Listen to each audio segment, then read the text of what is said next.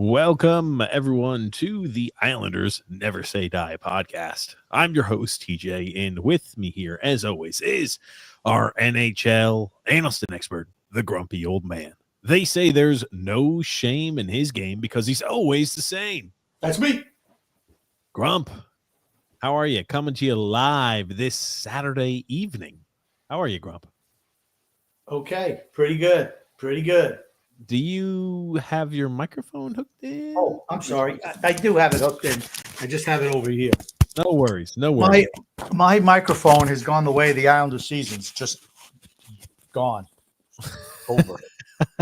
Well, Grumpy, well, before we start jumping into the show here, because there's a lot to cover, right? You know, we do a show once every week, which is Saturday, usually between about 4 to 5 p.m. Eastern Standard Time. Today we got off to a little bit of a later start, but it's every single Saturday, you know, late afternoon, early evening time on that side. And again, sorry about the the lack of consistency with showtime starts. Again, the showtime is kind of dictated around little baby Liza and what time her naps are and everything like that to make sure things go smoothly. So that is why it's imperative, if you like this show, if you like the content, to do a few things. Make sure you subscribe on YouTube so you don't miss out on any of our future episodes, any of our future podcasts. And, you know, also, right, if you like the content, make sure to hit the thumbs up button. If you hit the thumbs up button, first off, it helps tickle the algorithm, right? It helps, you know, juice the algo to get the podcast out to the masses. And, you know, it also lets myself and Grumpy know you like the content that we're producing. So, you know, that always goes a long way. It always lets us know that what we do is appreciated by the community. The Islanders never say, the Islanders, just fans in general. One more item of general housekeeping. We do have a general sports podcast, an all sports podcast called TJ and the Grumpy Old Man. Now, this takes place every single Sunday, so that's tomorrow. And again, usually around that same time, about 4 to 5 p.m. Eastern Standard Time, where we talk anything and everything sports. That's myself, the Grumpy Old Man, and the magnificent Son X, talking NFL, NHL, NBA, MLB, European football, college athletics. I mean, anything and everything sports on that show. You could find it in the link in the description below or as a featured page here on our YouTube channel where it says, check out our other podcast, and it's TJ and the Grumpy Old Man. Grump, there's a lot that's happened. A lot that's happened. Islanders haven't won a game since last we met. Yes. They managed to blow a third period lead in every single game. But as always, what we've been doing here for the last few weeks, we're always starting off with the positives early for those fans who want to be rosy and cheerful, who like to wear the orange and blue color sunglasses. This is your time to tune in. We're going to talk about the positives first, Grumpy Old Man. So, you know, as always, I want to hear your positive takeaways from this last week. I'll give the recap here of the games, Grumpy Old Man. So it feels like we've been battered and beaten this week quite often, but I want to go through some of the positives, right? You know, this week we played on Monday, the Detroit Red Wings. We lost 4-2. We played on Wednesday, the Boston Bruins, who lost 6-3. And then yesterday, which was Friday, we played the Washington Capitals and lost in overtime 5-4. Grumpy, after this last week, I want to go over what have you seen as the positives here first? Do you want my snarky positive first or my real positives? Real positives and then get to the snarky. Okay. But they're all true. I'll save the best for last. I think that Anders Lee has played really well. Yes. I think he's actually looked really good. We have a little snippet on how this is possible that he looks so good. Yeah, Butch was opining as to how Anders Lee's had a big comeback this year. All right. I'm sure we're going to play a little snippet of that. Also, and I never thought you'd ever hear these words coming out of my mouth, Casper Holmstrom has looked good too. Good shot. Hey, against the Washington Capitals, you want to talk about, I mean, having a killer instinct, rifling that puck top shelf. Again, there are certain games where he is point blank and has an opportunity and buries it right into the middle of the goalie, where I'm like, hey, if we go maybe 5 inches to the left, 5 inches to the right, we elevate the puck, they go in. But his shot, again, against the Washington Capitals, beautiful shot by Casper Holmstrom, Simon, a.k.a. Simon Holmstrom. He was given a shot to play on the first line when J.G. Pajot was a late scratch. He's a scratch tonight, too. He's out tonight, too. But what I liked his game, he doesn't win any puck battles along the wall, just doesn't. But he's much more engaged in that aspect of the game. Like I said in the offseason, would you get rid of Casper? And I was like, no. I said, because he doesn't make any money and he can possibly be part of a solution going forward, because I'm all about moving forward. I'm so done with this year's team. We're finished. And my third positive is, hey, we're getting closer and closer to lottery pick territory now. That's how bad we are. This is a bad team. We're a bad team. Poorly managed, poorly coached, shitty players. I don't know what else you could say. Other than that, everything is coming up roses. Okay. So the positives, I'll give you that. I do like what I've seen from Simon Holmstrom as of recent. Again, I like that he's shooting the puck more. He's getting more into the dirty areas. He's usually allergic to that part of the zone.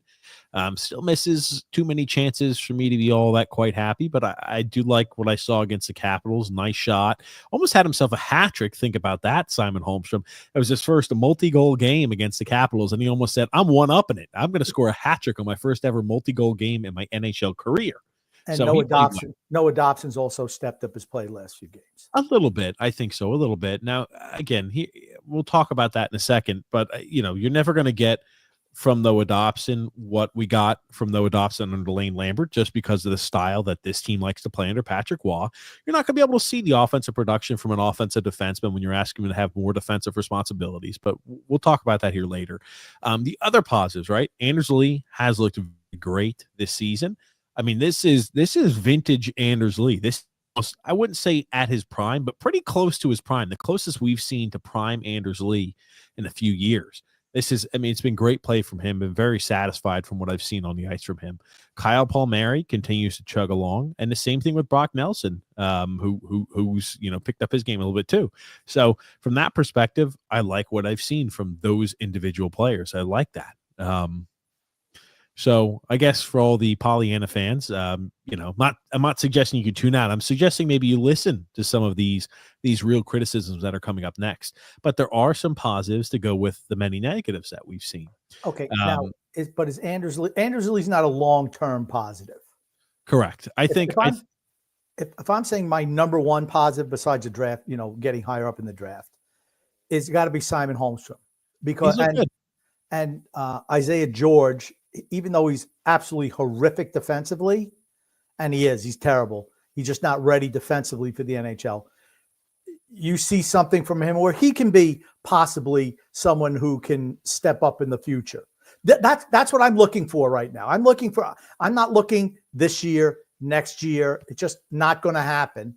Okay. But I'm looking maybe 3-4 years down the line, because the team needs to be blown up. If you cannot hold the third period lead, you cannot make the playoffs. You certainly cannot win a Stanley Cup. You can't win a Stanley Cup. Do that. And it's not like we're getting it. It's not even like we're playing great. We're playing okay. We're hanging around. Other teams we've been playing, they're okay. Whatever. They're all in the suck zone. Mostly we've been playing. But if you can't hold the third period lead ever, it's like, how do you expect to win? How do you expect to make the play? If you're just counting overtime losses, we are 8-16. That's a 33% winning percentage. That's it. Yeah, we do. And again, I always look at it like that, because a loss, even if it's an overtime loss, I don't exit an overtime loss like, oh man, I'm not happy, I'm not sad, whatever, it just was a game. I don't exit. Even if we're losing overtime or we're losing shootout, I'm not a happy camper because of that. It's just that simple. But from a team's perspective, I have to say this: we continue to blow games. We really do. And it's not like this has just happened this season where you could say, oh, it's just because of the injuries, that's why we're blowing games. No, we've been blowing games last year and even in the playoffs the year before. We just have been blowing third period leads, and it's specifically third period leads. It was happening under Lane Lambert all of last year, and people started to point the finger at Lane Lambert saying, oh, it's Lane Lambert's fault. Oh, Lane Lambert made a horrible coaching decision, and that's why we lost today's game. Oh, I can't believe he rolled out this lineup and this line pairing. That's the reason why we're losing games, because it's Lane Lambert. And then Patrick Waugh came in. We were still blowing third period leads, but a little bit less than what it was under Lane Lambert. So people started to turn a little bit of a blind eye. But guess what? This year, we're blowing third period leads at an even higher rate than when we had Lane Lambert as the head coach. I was so angry the other night that I actually did like a little video where I was, all right, as ham-handed as it is when I do shit like that, I'm recording, then I'm pausing it as it's coming, and then I'm commenting, then I'm starting again. I'm commenting on what the guys are saying, and then I'm starting again, and then I'm commenting again. And TJ, do you have that? Yes, I do. We could put them up there because we got a few. Grumpy's been okay. If this doesn't tell you how upset Grumpy is with the product, Grumpy sent me 3, count it, 1, 2, 3 different videos of him trying to get upset or just talking a little bit about, the Islanders play and going over, I guess, the commentary from guys like Thomas Hickey, Cal Clutterbuck, Shannon Hogan, you name it. So I'll put that up on screen, Grumpy, so we can look through those here early because this is one about Andersley. We're going to go to the positives first. We're going to show this one. This is from yesterday's game, I believe. It's from yesterday's game. Yes, okay. This is against the Washington Capitals. I just thought we'd talk about the other things first, but if you want to talk about Andersley, whenever we can use this one, Grumpy, if you'd like it. So, again, tell me if it sounds echoey, okay, buddy? I'm going to have to rely upon you. Please bump up this volume for you all the way. At Belmont Park, Shannon Hogan alongside Cal Clutterbuck and Corey Schneider will be taking you the rest of the way here on MSG Networks. You guys, this is a tough one because you had a feeling it could come and you were hoping that the Islanders would fight against it. Really quickly, this is after our 4-2 loss against the Detroit Red Wings when we proceeded to blow a third period lead and lose to Detroit for the 3rd time this year. Yeah, and if you weren't, if you're on Facebook and you're not accessing YouTube because YouTube has the score of the game up. Okay. Thomas, Thomas, that doesn't even make sense, Cal.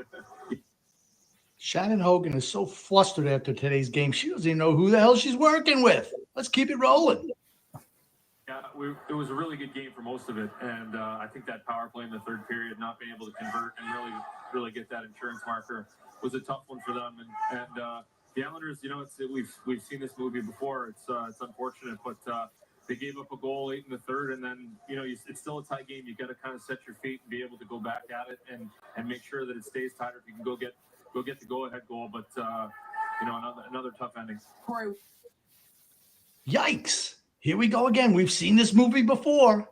How many times do we have to see the Islanders lose at the end of a game in the third period? Another blown third period lead. It's like the Fast and Furious movies. They all just get worse and worse and worse. What was it like when you were down between the benches, those last couple of minutes and the scramble as the Islanders were trying to tie this up and put a Band-Aid on it? It was pretty quiet after that 2-goal sequence by the Detroit Red Wings. Not a lot of chatter on the bench. The coaches weren't doing a whole lot. I think everyone was sort of processing what just happened, and here we go again. So, they made a good push. They had some chances. Alex Lyon made some great saves there at the end. But as you said, Cal, it's a broken record right now. It's kind of the same old problems popping up. And, I thought they had full control of the game. There was no point in the game where you said, oh, the goalie's saving the day or, they're getting run over. They were in full control until about that 5-minute segment there in the third period, and that's the game. So it's just. Well, I'll put pause here, Grumpy, because I want to comment on that. It's almost Yikes over. Again. Think about it. What does it say about you as a coaching staff?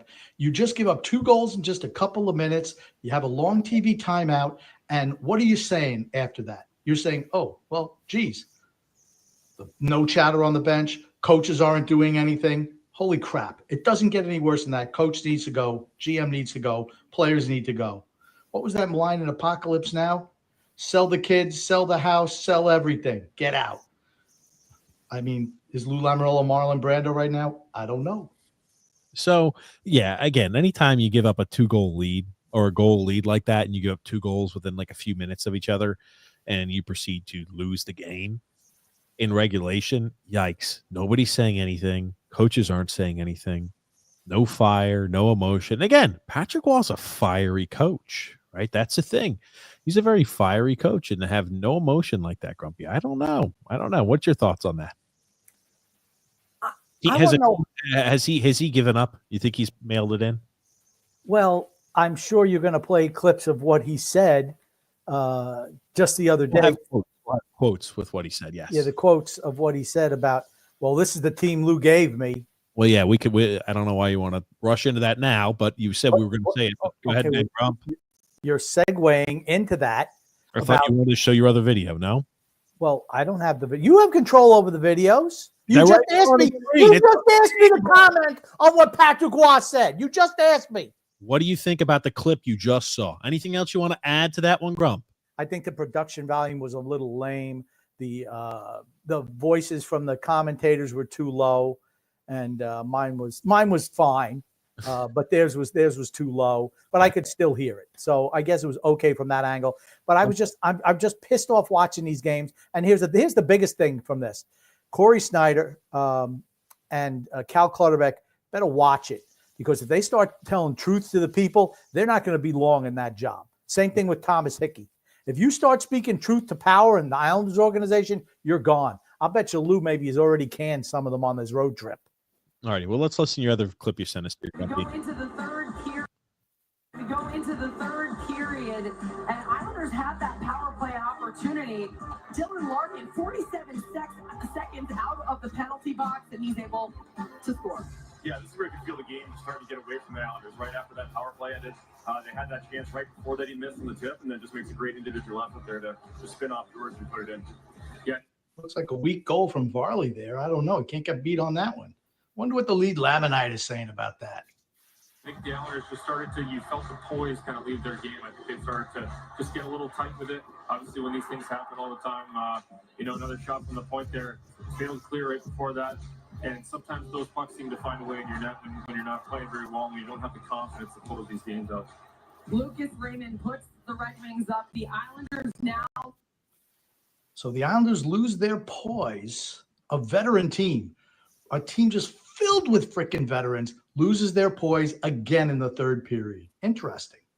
With some late chances to try to get back in this game. The first one coming from Kyle Palmick. I'd be remiss if I didn't say that was a missed opportunity by Holmstrom right up front. I know you kind of screwed up the play a little bit there, Grumpy, so we couldn't see it. But yes, this is what I mean. The good with the bad with Holmstrom. I've seen some really good, but I've also seen some really bad like that. Not shocked.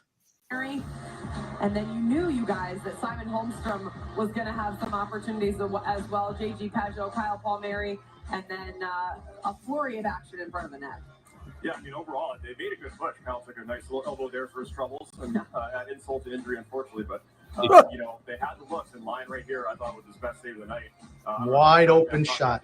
Wide freaking open shot by Casper Holmstrom, and he hits the goalie. That's after Pageau missed a wide open chance. Goes right through him.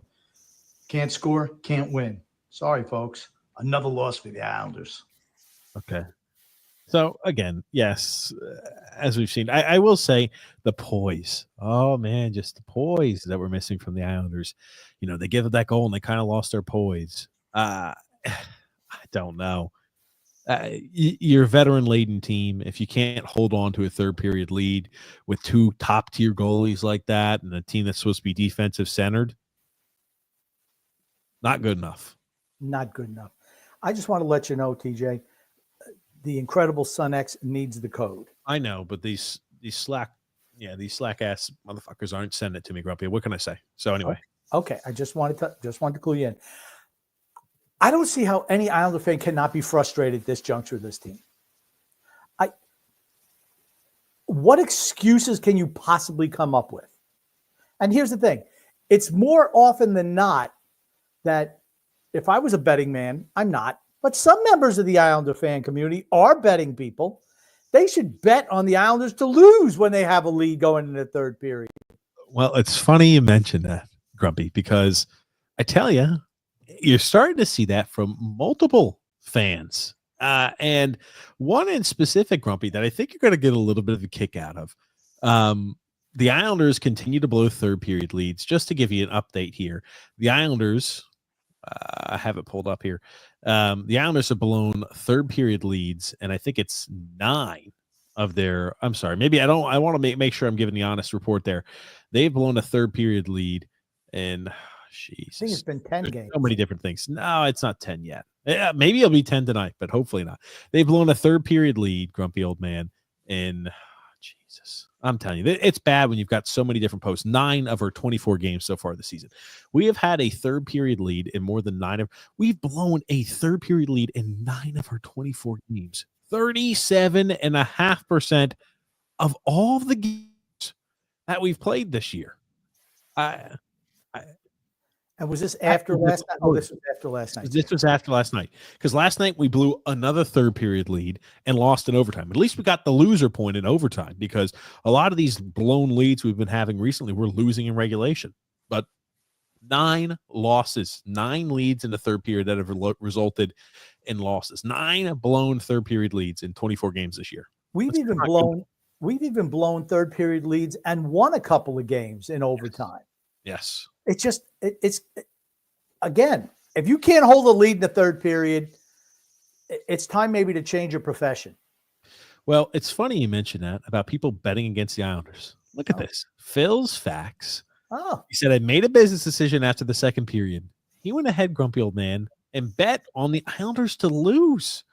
I tell you one thing, you must be feeling pretty confident if you're putting $50 down there for a payout of 10-1, thinking the Islanders, oh, hey, Islanders, they go in with a third period lead, and he's not the only one, grumpy old man. A lot of people are doing this. Phil's mom only let him spend $50 on bets, and that's what he put it on. I'll tell you this, though. A guy's just a gaslighting. He's just a gaslighter. He's an online internet troll is what he is. Here's the thing. He's betting.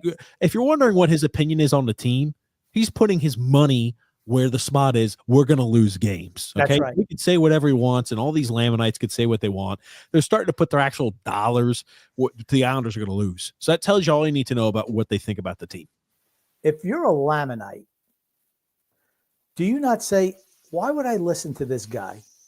Why would I listen? One thing and does the other. Yeah, he keeps on telling me the Islanders are going to win. They're going to do this. They're going to do that. They're great. And he's openly betting against his team with a lead. So what does it tell you? What does it tell you? It tells me that the season's over, right? And despite whatever they're going to say, people are going to make a lot of excuses, because guess what, guys? The year has not gone according to plan for the majority of the very optimistic fan base.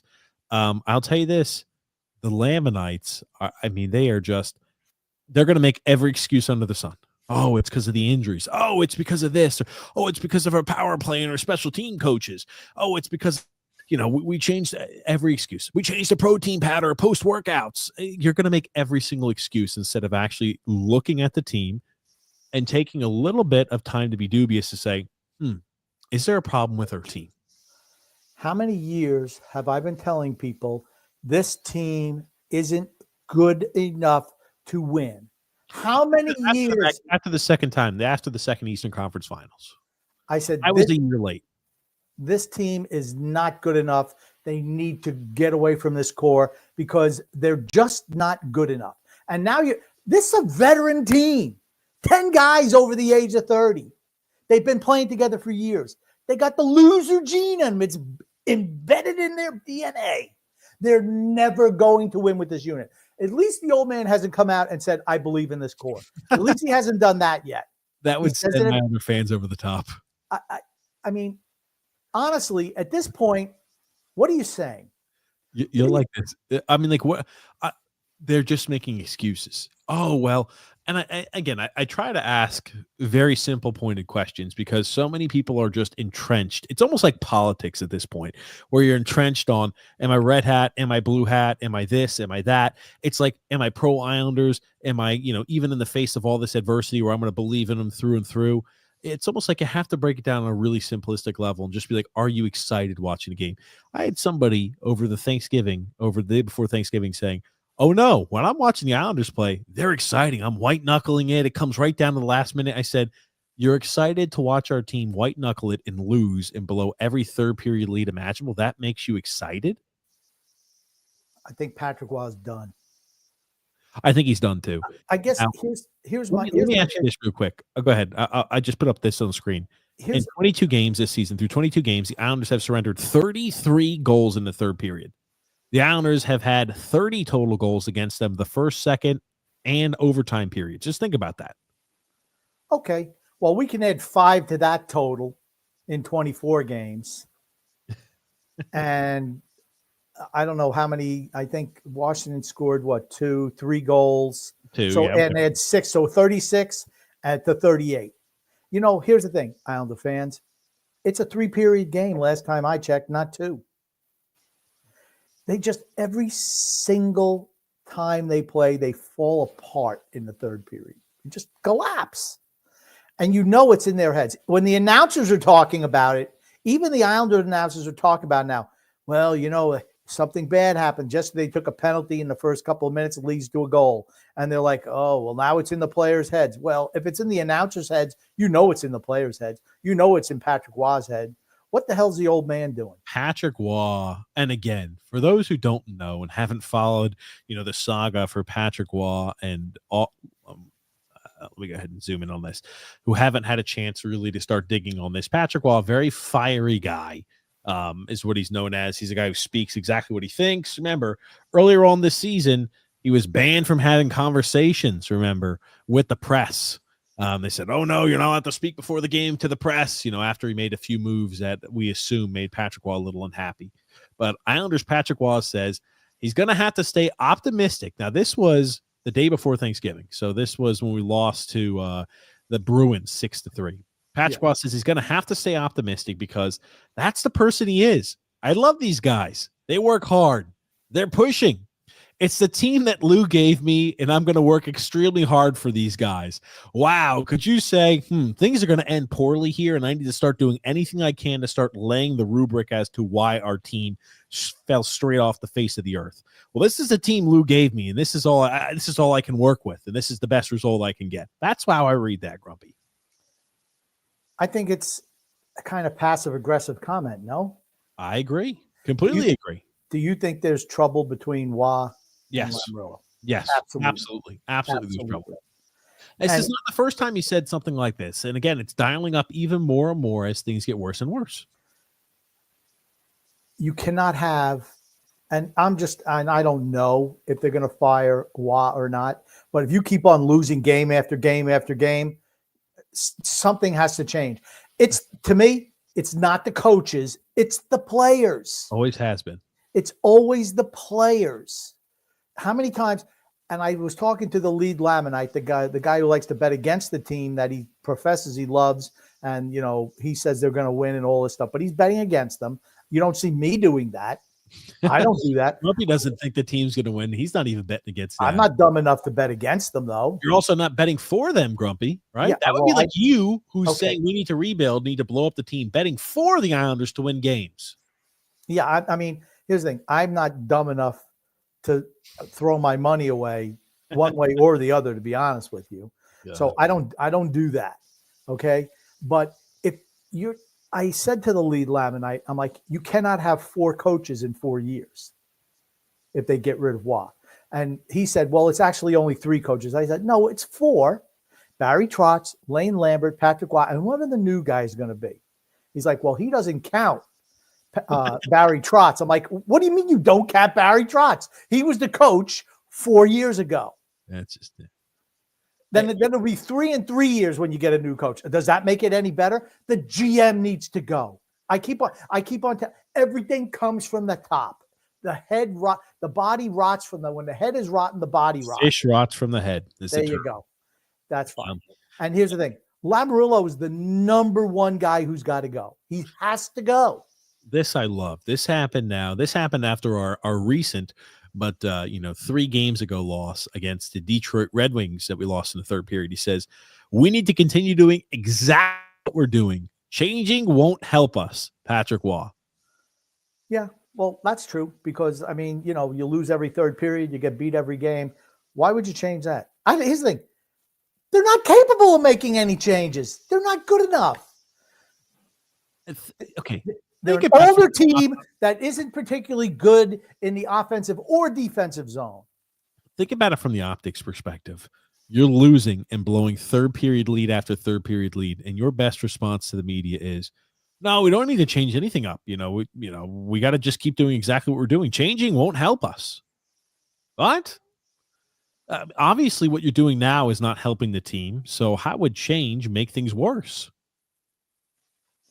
Are we expecting magically that we're going to start holding third period leads and we're going to be a stalwart on defense and we're not going to allow any goals in the third period? We've conceded the most goals in the third period on any team in the NHL. Your thoughts on that, Grump? It's the same. It doesn't matter. It doesn't matter.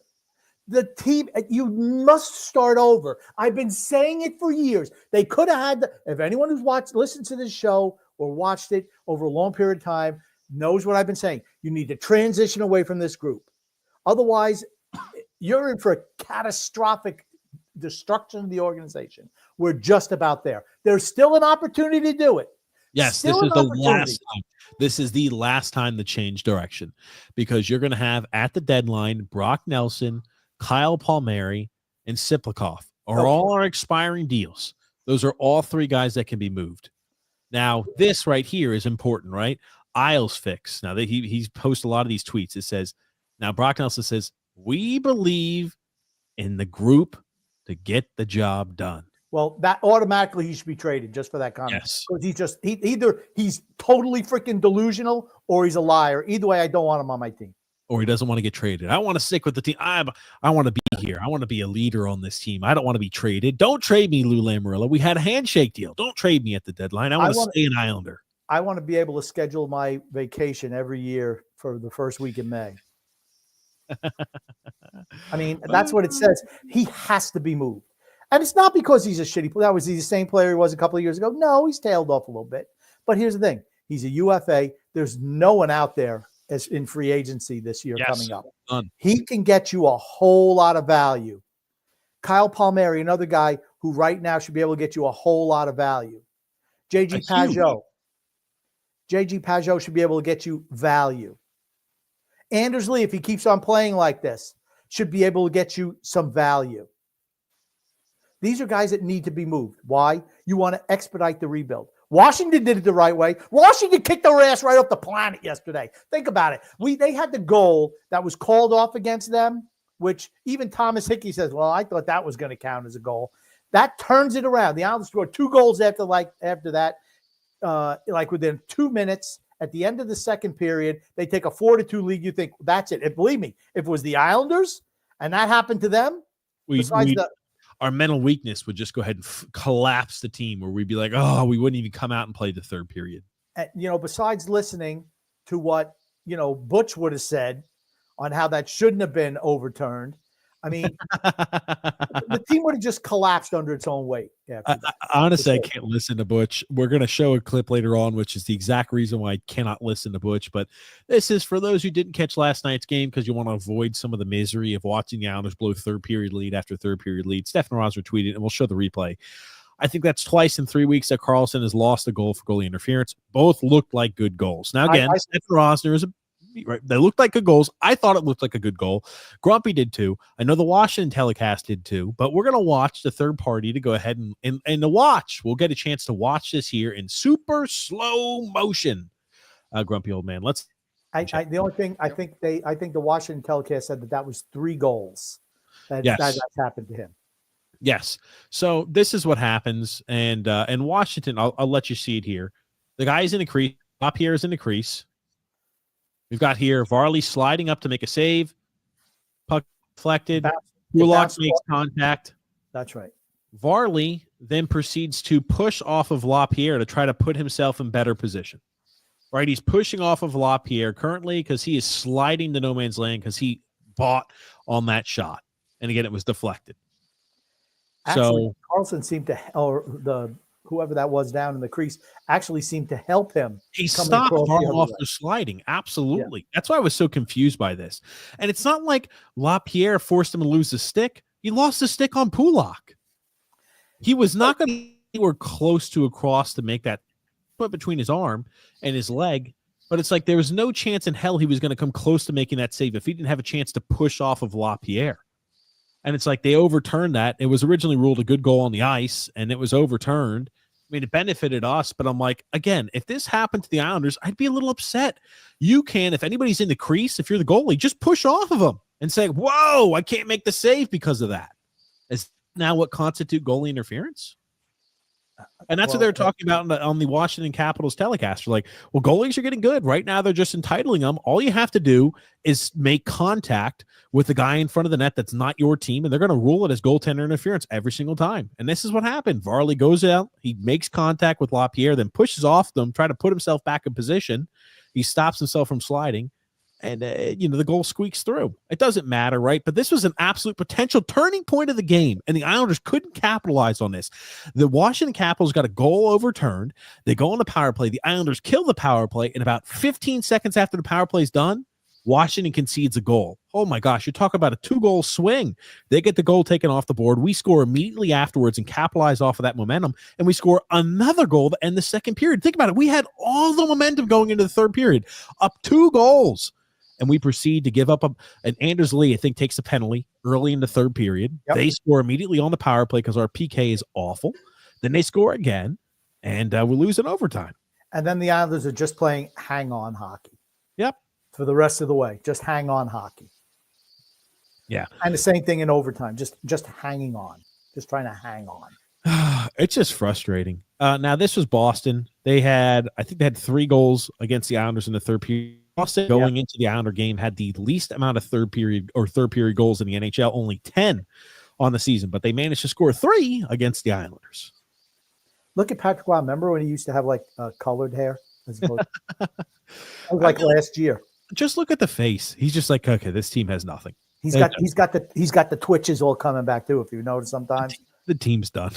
He knows. Look at him. He knows it's done. He knows. When you have him saying things like, it's the team that Lou gave me, and I'm going to work extremely hard for these guys. What? I'm sorry. That's the best you could do? I was so angry I even tweeted. I know. Grumpy did. He said another third period collapse by the Islanders. At what point does management realize that this group needs to transition away from the core group? I mean, I think that's fair. I mean, I don't try to get here's the thing. Anyone knows my limited tweets. I don't really get nasty. I don't think I'm nasty at all, honestly, but I just kind of say the truth, regardless of what it is. Now this I do like here. Again, it's Boston. This is a home game. Fire Lou and let's go Bruins chants ringing from UBS Arena in the third period. Something I saw on yesterday's telecast. They're advertising Black Friday specials that all fees are waived for lower bowl tickets for the rest of the year, except Ranger games. What does it tell you? It should tell you something. Well, this right here, right? This is from Ethan Sears. He says, on a related note, here's the UBS crowd before puck drop on Saturday night, right? It's showing zeros. They're got to get the puck drop. They've got everybody out there. They got the ceremonial puck drop. Look at the empty and vacant seats. They marked this as a sellout, by the way. Again, maybe it was a sellout, but my God, look at the amount of empty seats, Grump. Like I said before, there's a lot of fans disguised as empty seats in that arena. Ownership knows it. They know it. Believe me, they know that. Their concessions, see game time concessions dropping and everything else, merchandise purchase at the ice center continuing to drop. Again, that's hitting the bottom line. That's hitting the green. They absolutely know that that's a problem. Yes. Like I said, when I saw that ad yesterday where they're waiving all fees for anyone who wants to get lower bowl seats, it tells me lower bowl seats, number one, are available. That's what it tells me. Too damn expensive probably for what the product on the ice is. And they're waiving all fees because people are not going to the games. Why? Because they're a crappy product who don't play an exciting brand of hockey. Yep. That's just it. And people they might as well leave. Hey, I'm only staying for 2 periods. I'll be entertained with that. Third period, I know they're going to lay an egg. Might as well not even watch that. It's worth adding in here that the Islanders did beat the St. Louis Blues. I think I forgot to mention it. The Islanders beat the Blues on Saturday after our podcast. Okay. Now, it is also important to mention that right after the loss, Drew Bannister, the head coach, was fired and replaced by Jim Montgomery. So if you lose to the Islanders in regulation, your coach gets fired. That's kind of where it is. The Islanders this season, Grumpy, have only won 5 games in regulation. We've played 24 games. We have 5 wins in regulation. that is tied for the least amount of wins in regulation. I'm going to read the teams that we're grouped with. And I'm just going to ask a question after this because I want your honest opinions here, Islander fans and listeners of the show. The Islanders here, again, they've had 5 wins in regulation. The only other teams that are tied with us, and there's no teams that have 4 or less, so there's only five regulation wins. That's the least in the NHL. We're tied with the San Jose Sharks, the Utah Hockey Club, and the Philadelphia Flyers for the least amount of games won in regulation season. Yikes.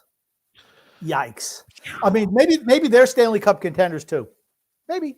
Well, I did ask the question. I said, when I read off those names, San Jose Shark, Philadelphia Flyers, Utah Hockey Club, is any Islander fan saying that team has a legitimate chance to make a Stanley Cup Finals, or they're a real playoff contender? This team is a lock for the playoffs.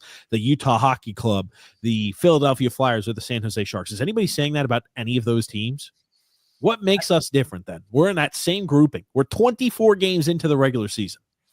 I'm going to say I'd rather be the Sharks, Utah. Yes. And I want to say even the Flyers. At least the Flyers. Mitch Goff is great. Yeah. I mean, they seem to at least have a direct. They know. Last year at the deadline, they were in line to make the playoffs. They started moving guys. See you later, Scott Walker. The same thing Washington did 2 years ago. If you're a Washington fan, there's a guy, the Hockey Troll, on the on the Hockey Podcast Network. A nice guy, really nice guy. He conversed with me yesterday. I'm not saying it's because the Islanders were losing to Washington. I don't even care if it is. He's a nice guy. And, he's a really nice guy. And I said, I love the transition at Washington. I've been talking about it all off season. Who's doing pretty good? Someone that had lead Lamanite said sucks. That Pierre-Luc Dubois, let me tell you something. Maybe he just needed a change of scenery. Maybe he needs somebody to give him a chance. Well, I just love that they're always like, just talking about it objectively, that is the worst contract in NHL history. He's overly flamboyant, ridiculous with that nonsense, hyperbolic to say the least. Again, 23 games for Pierre-Luc Dubois, 2 goals, 12 assists, 14 points for a guy who is, he's so bad. Oh my gosh. They got rid of an awful contract in Darcy Kemper and brought in a guy who's helping score points for them. Yeah. I mean, and he's what, 26 years old?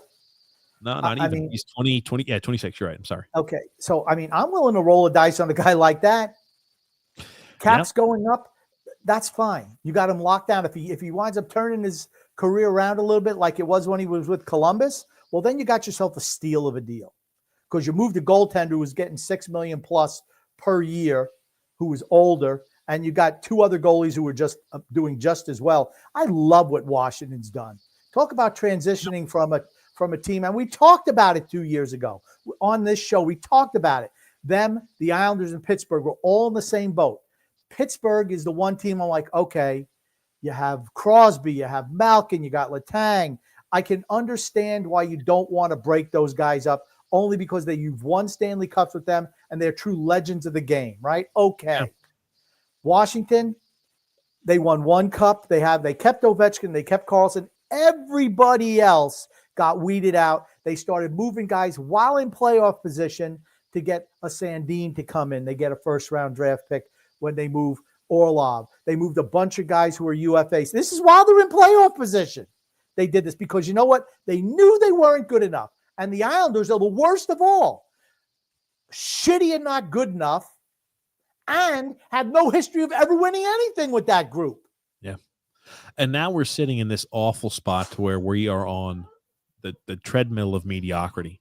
And that's, perpetual mediocrity is awful to have. I don't want to hear it from imbecile fans who say things like, well, do you want it to go back to what it's the 90s? Yes, That is exactly what I want, because you know what? I don't think that our GM is the guy to pull off a rebuild. Need to get rid of him. But the difference is in the 90s, we had an ownership group that did not want to spend any money. That's correct. These guys are willing to spend money. Yep. They absolutely are. So the rebuild would be different this time because you were on a shoestring budget before when Milbury was GM and Garth Snow under Charles Wang. Period. End of story. These guys here are not afraid to spend money, so the rebuild will be much, much easier. You're going to have – and here's the thing. I think it's hard to convince free agents to come to play for the New York Islanders. Well, I think here's the thing: what you can do if you go through a rebuild, which is a thing we didn't do the last time we were in a rebuild. It's very easy at this point to say if we're willing to spend money, we can overpay veterans to teach the new young core that we're bringing up how to win games. It's not like we're saying, yeah, we're not going to pay to bring in any legitimate talented players who know what it's like to win or can teach these guys how to be true professionals. You can bring in those guys through free agency on 3 or 4 year contracts, overpay them a little bit, but it's a way to go ahead and to still keep where your team is somewhat competitive, where you've got some guys to go and attend a game for as you're integrating the young talent and you're starting to switch over the nucleus. That's what it allows you to do. But under Wong, we never spent any money on free agency. We paid, think about this, we gave up draft picks to bring in a dead cap contract of Tuukka Rask, who was retired because we need to meet. Tim Thomas. That's correct. Tim Thomas. Thank you for reminding me. Tim Thomas, who was retired, that we need to reach the cap floor with because we are so adverse to spending any money at all. This ownership group is not afraid to spend money. And again, I think it would be a much different result in a rebuild under an ownership group that actually will put money into the team. But that's the loser. That mentality is the loser Islander mentality that I say often these fans have, right? It's not like we're trying to win. Well, gosh, it was really bad. So just being borderline shitty is good enough for us. Just being a fucking clown organization is good enough for us because we can be 17th, 18th in the league, maybe squeak in the playoffs, and then get ass blasted by Carolina, by Florida, by just name any other playoff team. That's it. That's the New York Islanders right now in a nutshell. A team that just is firmly entrenched in the suck zone. That's the worst spot. But I get pissed off because I hate Islander fans who are just really stupid. Stupidity is my hot button issue in my life. I hate stupid. When you're stupid, you're going to hear from me. I'm sorry. Get your heads out of your asses, people. Just get it out of there. Yeah. Move out Croc Nelson. Move out Kyle Palmieri. Move out Captain Average. Captain below. Well, he's back to Captain Average. Captain Average. He's average. I'd say he's Captain above average now. He's not. He's Captain above average for me. Move JG Pajot. Move Casey Zizekas. Sure. Move whoever you can. Yep. Stop signing Ham and Eggers to 7-year contract extensions. Bottom pairing defenseman. Scott Mayfield's had been good this year also, like Scott Mayfield. But you know what? That's a guy you should have traded at the deadline too. We talked about it. 2 years ago, instead of giving him a 7-year contract, keeping him, you could have got at least a second plus. And again, that's the thing. When you're going through a rebuild, not all of these picks are guaranteed to work out. That's right. And that's the thing that is unbelievably important to stress. You're not going to hit on every one of your picks. You may go a time period of 2 or 3 years where you miss on the majority of them. It's the reason why you need as many kicks at the can that's possible. And it's also the reason why sometimes you have to rebuild during a rebuild because you miss on your selections. What is a 33-year-old Kyle Palmieri going to bring to the Islanders in the next couple of years? Nothing. Anything? What's a 33-year-old Brock Nelson going to bring to the Islanders in the next few years? Nothing. What's a 32-year-old Scott Mayfield going to bring to the Islanders in the next 5 years? Nothing. What's a Pierre Engvall going to bring to the team? Period. Nothing. What's JG Pajot going to bring in the next year? Nothing. That's why you move those guys. They'll help the iron is hot. They'll help the on ice product now, but again, the on ice product now is not good enough to win us a Stanley Cup or probably even to make the postseason. That's a problem. Now, I do want to show this clip here, and I'll get to the ad reads. Now, this is funny. I really laughed at it. It says Shannon is all Islander fans when the Islanders entered the third period of the lead. Now, it's funny. I remember this clip, Grumpy. This was about 5 years ago. This is when very pro Islanders. I was definitely more of, hey, I'm excited. The Islanders are playing great hockey. We're making back-to-back Eastern Conference Finals. This little skit I remember laughing at. It was kind of funny. Shannon Hogan enters the haunted house, Grumpy, and this is all Islander fans when we enter the third period with a lead. Oh, okay, quickly. Let's go through. Let's go through quickly. Okay, all right. We're in the haunted house. We're almost through, I think. We're almost through. Oh, my God. I hate that. truly a haunted time anytime the Islanders enter the third period with the lead, grumpy old man. Oh, good gracious. I love it. I love it, though. Let's go ahead and jump into our ad read here. We got 2 ads to read today. DraftKings, the 2024-2025 season still has that new car smell, and the action is heating up at DraftKings Sportsbook, an official sports betting partner of the NHL. It's easy for first-timers to get started at DraftKings Sportsbook. Try betting something simple, like picking a team to win. And if you're new to DraftKings, listen up. New customers can bet just $5 and get $150 in bonus bets if your bet wins. Download the DraftKings Sportsbook app now and use the promo code THPN. Again, that's promo code THPN for new customers to get $150 in bonus bets if your bet wins. When you bet just $5 only at DraftKings, the crown is yours. Gambling problem? Call 1-800-GAMBLER. In New York, call 877 or text HOPE-NY 467-369. In Connecticut, help is available for problem gambling. Call 888-789-7777 or visit ccpg.org. Please play responsibly. On behalf of Boot Hill Casino and Resort in Kansas, 21 and over. Age and eligibility varies by jurisdiction. Void in New Hampshire, Oregon, and Ontario. Bonus bets expire 168 hours after issuance. For additional terms and responsible gaming resources, see dkng.co/ftball. NFL Plus premium offer available only to new and former NFL Plus subscribers. Additional NFL Plus premium terms at nfl.com/terms. Also, today's podcast is brought to you by Game Time. You've heard us talk a little about how fun it is when you go see a sporting event live. Usually hockey, I think, is the best sport to watch live.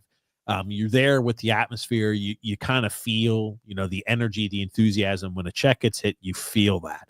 And again, it's really enjoyable to have when you're actually at the game. And I tell you, the holiday season is right around. And you heard it right now, right? Islanders tickets, they're struggling. They're getting cheap. People are reselling tickets at a cheap price, grumpy old man. That's for certain. And I'll tell you one thing that Game Time does that I think is, an absolute game changer. That's for certain. They have a great app where you can find super deals. And again, and they have a lot of things that come with it, right? They've got the all-in pricing, which you've heard us talk about. Instead of having to worry about, okay, what type of tax and what type of fee is Game Time going to charge? They just tell you, hey, this is the exact fee. This is the all-in pricing. The views, which are pertinent. If you're going to purchase a ticket and you're going to spend money, you're going to go out there to the game. Not only do you want to make sure you're getting your bang for your buck, but you want to make sure that you have a good experience if you're going to spend dollars, to go out to an Islander game or any other game for that purpose. Again, it doesn't have to just be games, right? There are also, music events and venues, things like that. But Game Time allows you to have those seat views. That is absolutely necessary. They also have the lowest price guarantee, or Game Time will credit you 110% of the difference. Think about that. 110% of the difference if you don't get the lowest price. That's kind of neat.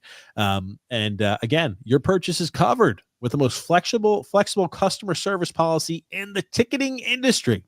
It's pretty nice. Again, if something happens where you can't attend the game or something happens to the game or the venue, it's good to have kind of that flexibility where it's like, oh man, there's nothing worse than spending money and you can't get it back. If something happens, it's out of your control. But again, I'll tell you, it's great to use there as an app, and you could browse through the seats on Game Time Picks. And again, you could do this for any sporting event. You could do this for any sort of concert. Very good to check out. And it takes the guesswork out of buying tickets when you use Game Time Picks. Download the Game Time app and create an account and use the promo code THPN to get $20 off your first purchase. Again, $20 off your first purchase. That's pretty damn good. Terms apply. And again, create an account and redeem, again, with code THPN for $20 off. Download Game Time today. What time is it, Grumpy? It's game time. It's game time. It's almost game time for the Islanders. Islanders game time is about 26 minutes away, grumpy old man. Dun, dun, I'm just going to eyeball to see where the Buffalo Sabres are. Oh, look at this. 23 games, 24 points. They're right in the suck zone too. 11, 10, and 2. Well, what we're going to do here is this. Because remember, Grumpy, we've got a limited amount of time we can go ahead and discuss here today, but we're going to try to move as quick as possible and as efficiently as possible. I want to get this portion set up early so we're able to get this done and at least discussed. The Islanders, this next week, they play, and I guess we'll count even the Hurricanes game. They play the Buffalo Sabres today at 7:30 Eastern Standard Time. Then the Canadiens, the Montreal Canadiens, 7 o'clock on Tuesday. And the Seattle Kraken on Thursday at 7:30 Eastern Standard Time. All home games. And then the Carolina Hurricanes on Saturday at 5 p.m. Eastern Standard Time. So 4 home games in a row. We've got Buffalo, Montreal, Seattle, and the Hurricanes. The first question is, what do you think the Islanders will go during this time period? And what do the Islanders need to do in order to still remain a playoff hopeful, Grumpy? They got to hope that the rest of the league, that the earth opens up and sucks up all the rest of the teams. So they're the only team left. Serious answer, though. Okay, what do you think they're going to go? And then what do they need to go to remain playoff hopeful? You know what? I actually think they can beat the Hurricanes. Only because and I don't know if Kochetkov is going to be back. They're playing their third string goalie. I was about to say Kochetkov's still out, I think. Yeah, he's still out. He might be back by that. He might be back by the 7th. He's in concussion protocol. If he's back in there, they do not beat the Hurricanes. Well, he's doubtful for Saturday's game, so I think he may be coming back soon, but he's listed as still doubtful, which means I guess they're kind of up in the air every game. Well, right. I'm just matter of fact, because he happens to be on my fantasy team, so it says estimated return is the 3rd, which would mean that he'd be back against us. If he's back, we lose to Carolina. Okay. Sabres a team. Must win tonight. Yeah. I want to say the Islanders beat the Sabres today. I do too. But only because, man, they just find a way to lose games as well. So I'm going to pick the Islanders to win today. I'm going to pick them to beat the Canadiens. How do you lose to the Canadiens? They're like the worst team in the league. Yes. The Kraken always give us trouble. I think we'll beat the Kraken, though. I think we're going to go 3-0-1 over the next 4 games. Wow. Okay, Grumpy. And what do the Islanders need to do in order to remain playoff hopeful? They got to win the next 15 games. Okay. The Islanders not making the playoffs. I think the Sabres, right, they'll win. I think we're going to go probably over this stretch. I could see us going 3-1. I really can. These are some really bad teams we're playing against. You know, we talk about the rebuild. Oh, people always use Buffalo. Oh, look how Buffalo's miserable rebuild has gone. Well, the issue with Buffalo is their general manager and their ownership by extension allows this general manager still to operate, rehires back, finished, cashed Lindsey Ruff. And they have the wrong head coach in Buffalo. That's the biggest issue for them. It's not, oh, do we have enough players? Are we good enough? No, they've got the wrong head coach. And then the Montreal Canadiens, I think we beat Montreal. Montreal's still in that rebuild as well. I think that's a team we can't lose to. The Kraken is another team we have to win.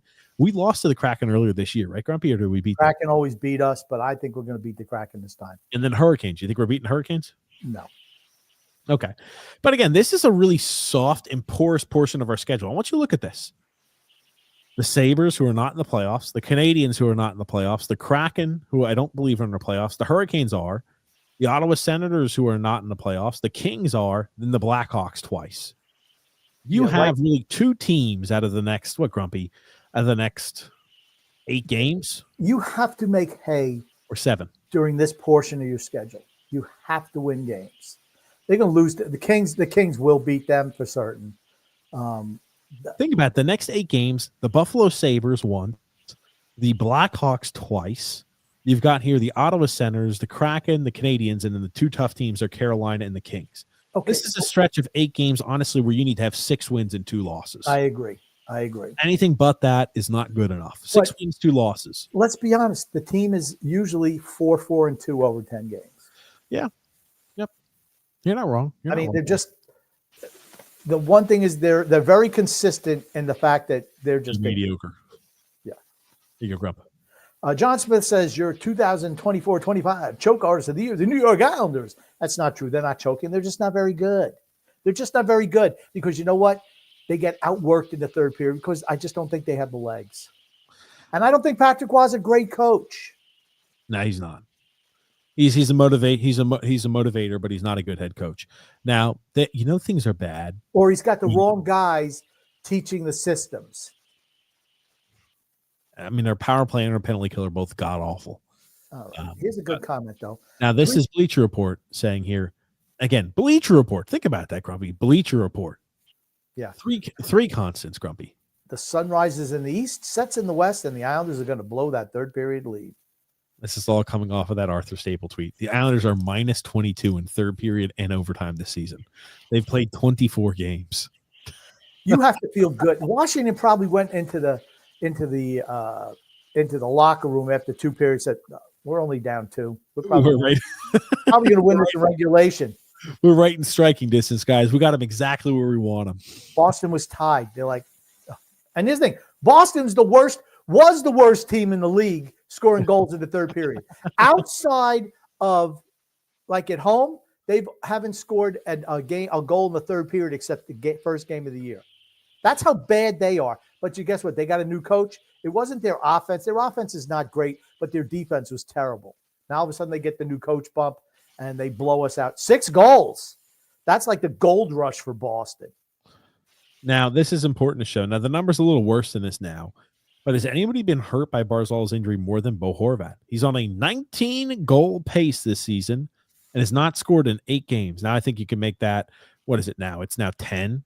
2 goals in the past 4 weeks. He did have an assist yesterday, I believe. No, but it's about goals, right? You brought this guy in to be a goal scorer, and that's why you signed that long-term contract, right? The lead Lamanite will tell you, if certain guys don't score goals, they don't even deserve to be on the team. But a guy like this who has making a huge amount of money, he doesn't say boo about him, because the one thing about Phil is when he does not like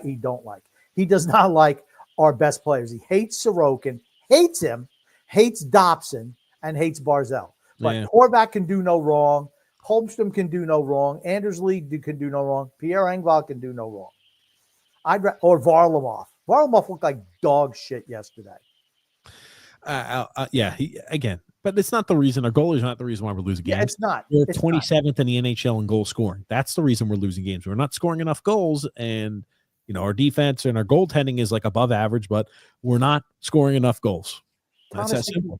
Thomas Hickey made a good point yesterday. Dobson was trying to clear the puck out of the zone, and the puck gets picked off at the blue line. And he's like, mistakes are going to happen. People make mistakes all the time. But look at it, and he starts counting.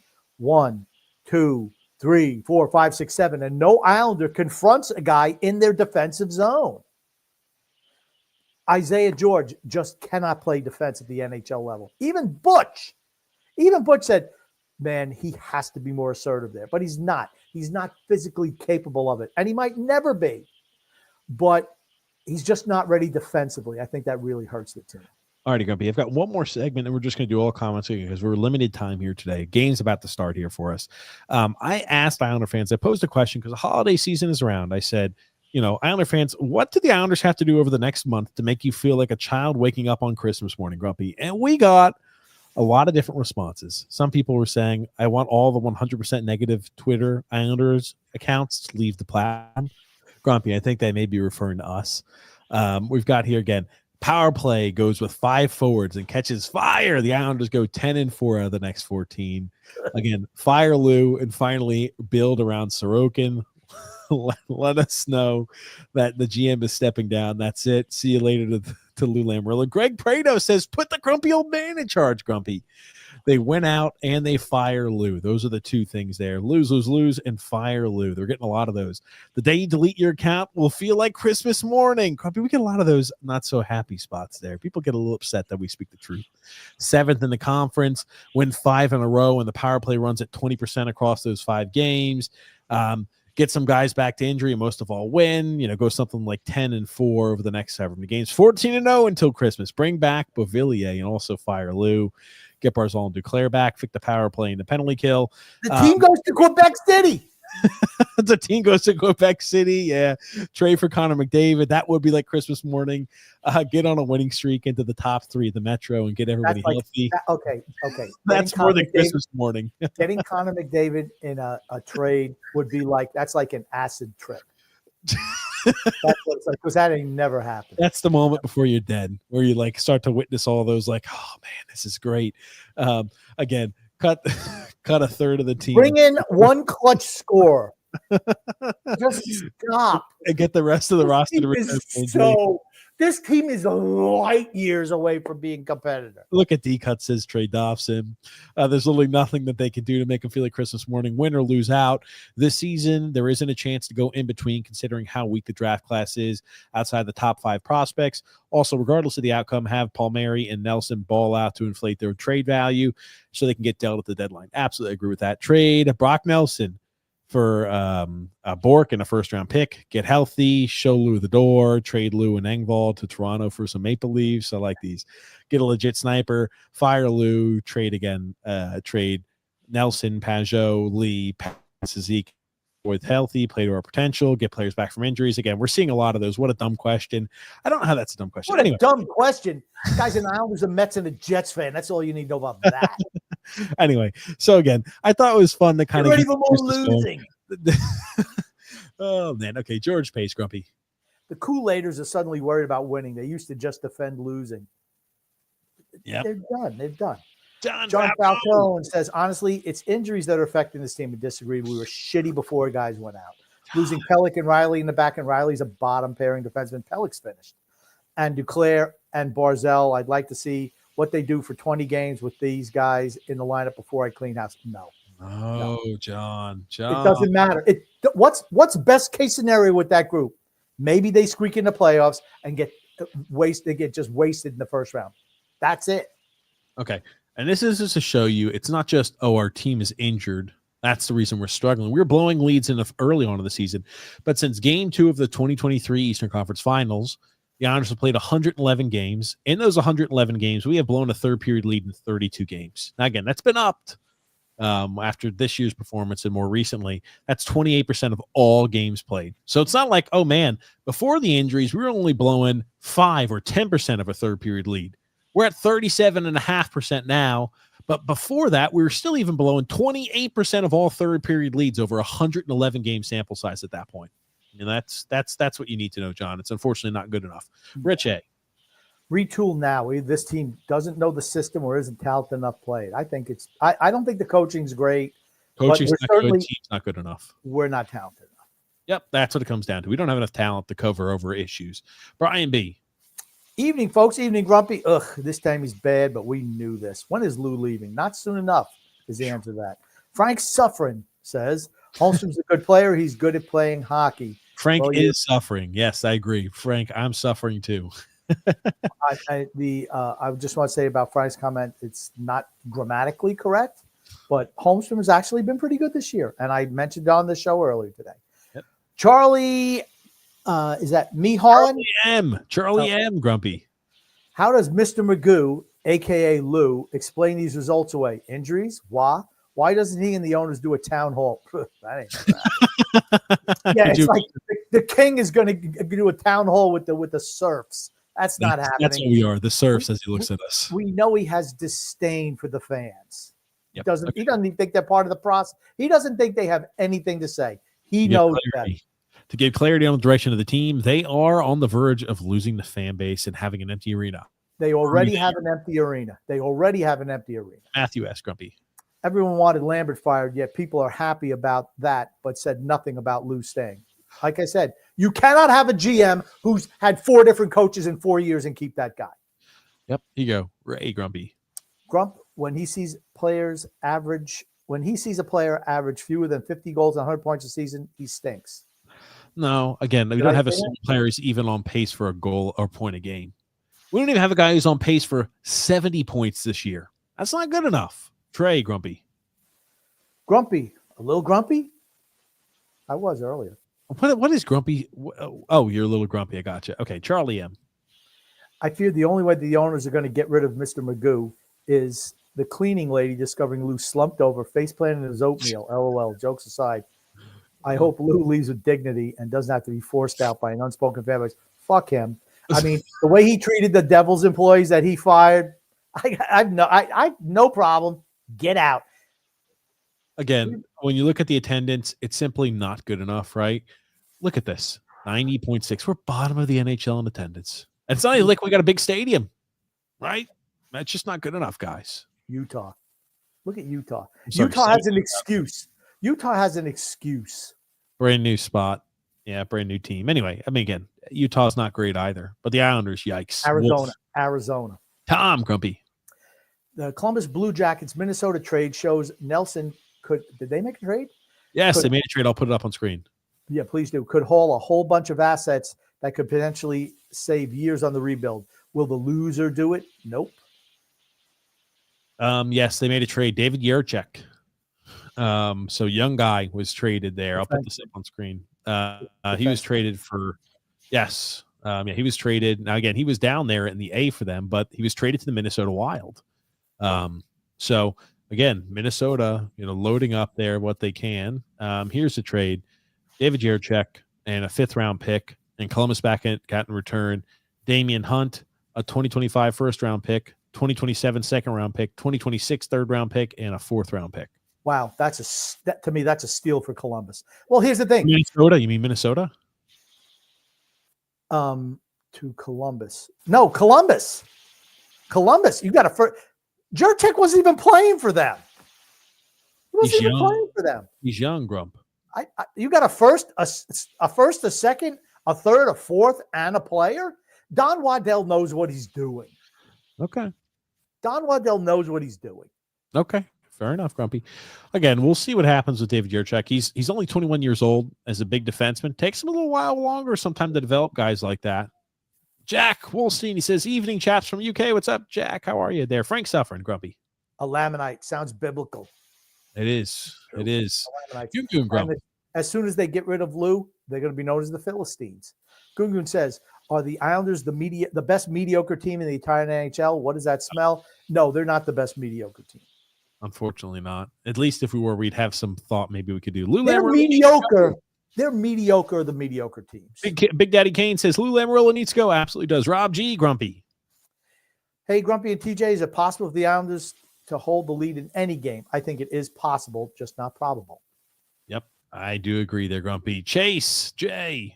Lou needs to go before Raw, obviously. It will be another mistake in the what the fuck is X doing? In the long history of stupid mistakes by this dumb organization.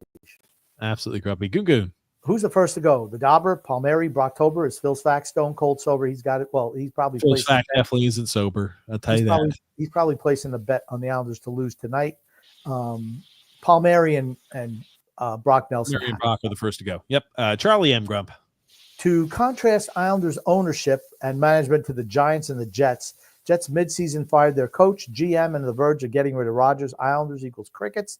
The Giants released their franchise quarterback. Well, he's not a franchise quarterback. Islanders equal crickets. Things that make you go, Things that make you go, Yeah, we just double down. Guys get lifetime appointments anytime they join the team. Chase J says here, well, I can't insult Lou's roster. Obviously, he can't say we need to change everything. Yeah, just like there's obviously an issue there between them, I believe. John Smith said here, I'd keep Slipikoff because he's cheap. I would 100% get rid of Nelson, Palmieri, Lee, and Jean-Gabriel Pajot. Load up on a boatload of picks there in the next 2 drafts. By then, Yzerman, Nelson, Danny Nelson, he's talking about, Bednarik should be ready to come up. I have no problem with that. Load up on picks, start changing the direction. Tim J said here, tears are not enough for this team, Nelson. We believe in the cul-de-sac crew. Yep, see you later. You're gone. Bye-bye. Dallas McDonald's operations, picks, and prospects commence. Agree. 100% yep, agree. State of survival, Grumpy.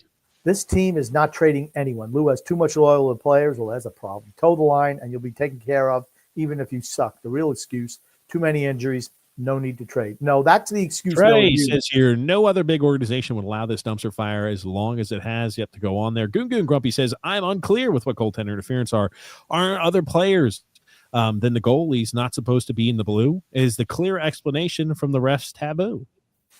I don't know. I think it's a little, I just would be upset if that was called against the Islanders. State of survival says here, Wallstrom blows. Seriously, we can't easily find better.